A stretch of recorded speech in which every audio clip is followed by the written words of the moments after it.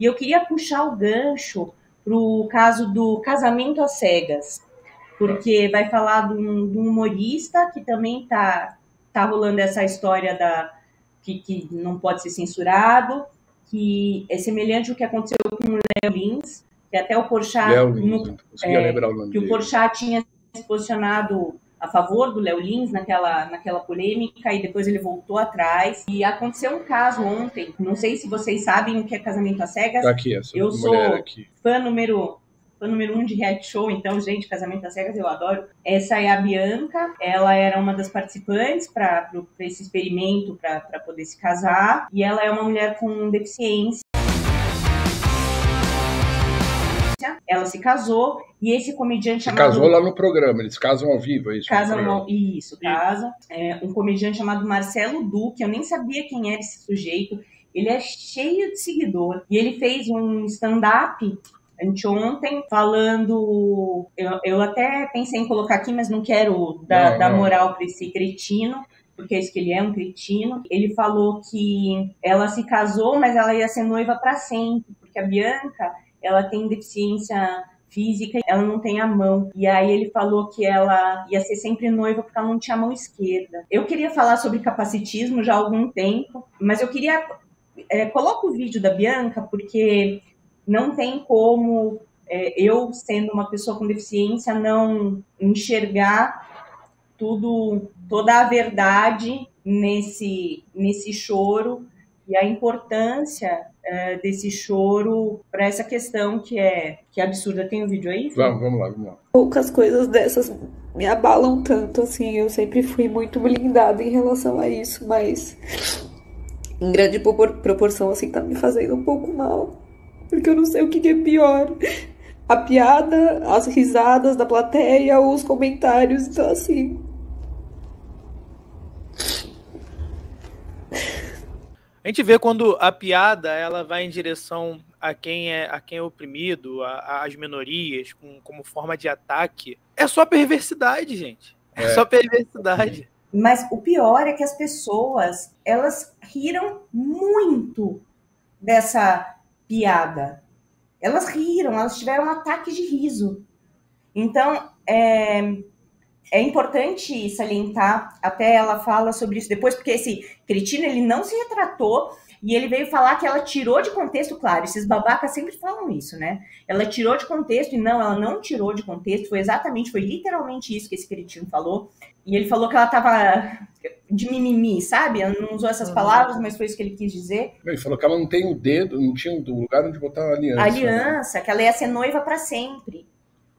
Não ia de fato casar, né? É um absurdo. A gente faz bem em não passar o vídeo. Em repercutir o lado da vítima apenas, né? E aí eu queria até falar aqui que eu acho bem importante. Existe uma lei, eu vou até pegar aqui, vou colar, a lei 13.146 de 2015, que coloca o capacitismo, esse preconceito ou essa ridicularização por conta de uma deficiência, crime que dá cadeia de 1 a 5 anos, e quando isso é divulgado na internet é de 2 a 5 anos. Então, capacitismo é crime. Muito a gente fala de racismo, muito a gente fala de homofobia, muito a gente fala de xenofobia, mas a gente não fala sobre capacitismo. De 1 a 5 ou de 2 a 5, mais multa. Né? Então a gente fala muito sobre muitos preconceitos, e que bom que a gente fala, né, sobre todos esses absurdos, mas a gente não fala sobre o capacitismo. Eu vivo na pele quase diariamente o capacitismo, é uma coisa absurda, e eu tenho dificuldade de locomoção e eu sou deficiente visual também. Primeiro que as pessoas falam para mim que eu não pareço ser deficiente visual. Usa a câmera lá, a câmera da verdade. Como se uma pessoa com deficiência visual ou qualquer outro tipo de deficiência tivesse que ter cara, né? Então, o próprio fato da pessoa falar assim, nossa, mas não parece que você é deficiente visual. Aí eu falo, eu sei, porque... nossa, mas o que você enxerga?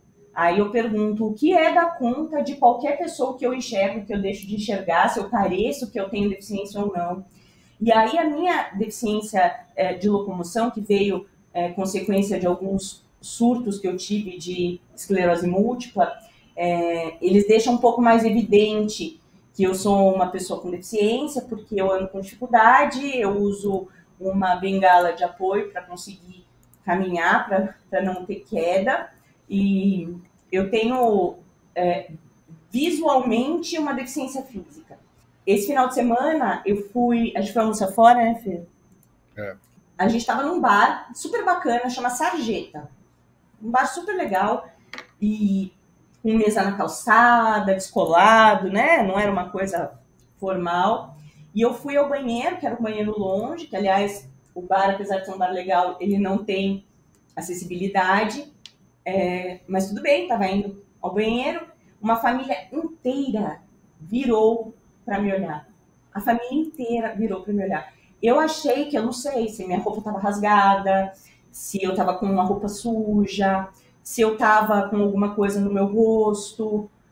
Quando eu voltei, eles fizeram a mesma coisa. Quando eu sentei, tinha uma senhora e ela se virou para ficar me olhando, né?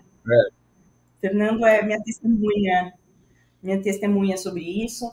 É muito chato, as pessoas tratam a pessoa com deficiência como se ela fosse um ponto turístico que tivesse que ficar sendo observado.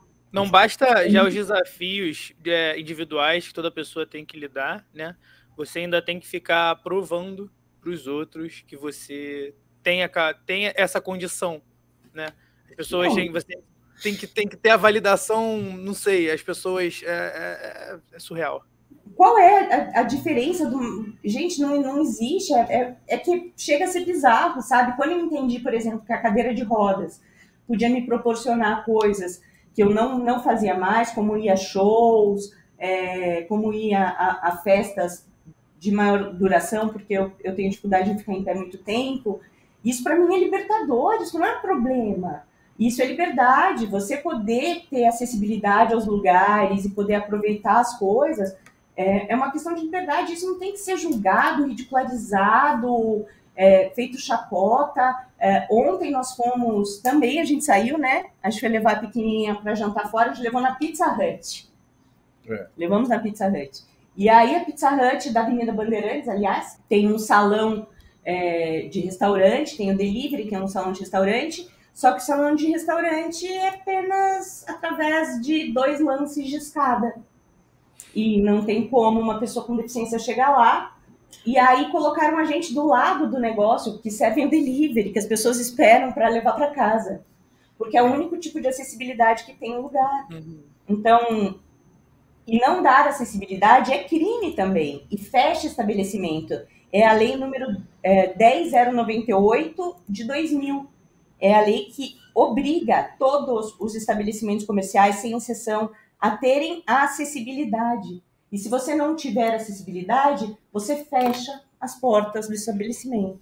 E isso também não é feito, e a gente sente isso na pele.